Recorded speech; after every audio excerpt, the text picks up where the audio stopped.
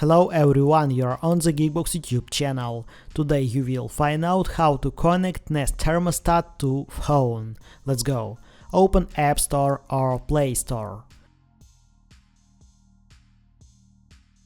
Find and install Nest app.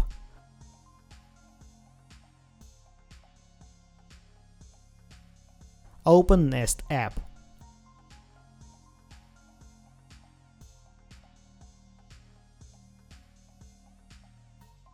Add product.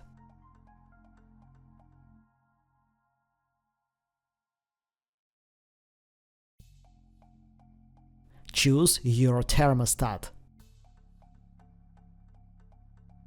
Scan QR code. After that, finish setting up your thermostat. After that, you will be able to control your thermostat via your phone in the Nest app. That's it. Now you know how to connect Nest Thermostat to phone. Thanks for watching, please like and subscribe to the channel. Good luck and see you soon.